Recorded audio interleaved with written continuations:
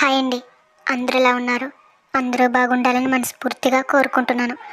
ఈరోజు ఈ సందేశం ద్వారా మన బాబా గారు మనందరికీ ఏం తెలియజేస్తున్నారంటే, తల్లి, విధి మారడానికి సమయం పట్టదు.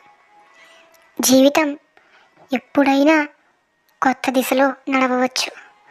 అందుకే ప్రతి క్షణం మంచిగా ఉండటం, సత్కార్యాలు చేయడం అవసరం.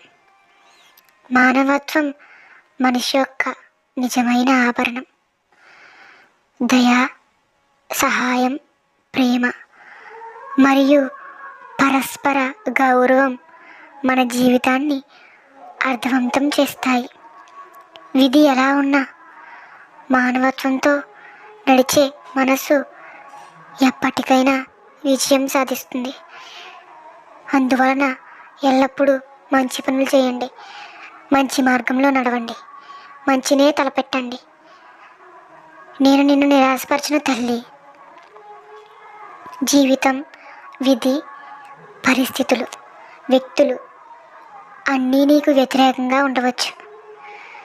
అయితే గుర్తుంచుకోండి, నేనెప్పటికీ నీతోనే ఉంటాను.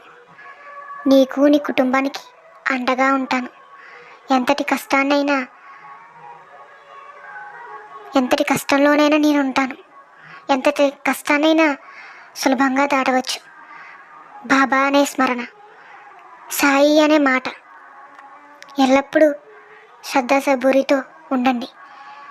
జీవితంలో గుర్తుంచుకోవాల్సిన అత్యవసర మాట, పదం శ్రద్ధాసబూరి. శ్రద్ధాసబూరి లేనిది ఏ విజయం రాదు.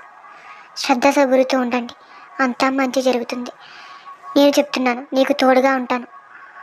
అంతా మంచి జరుగుతుంది. సర్వే జనా సుఖినో భవంతు. లోకా సమస్త సుఖినో భవంతు. ఓం సాయిరామ్.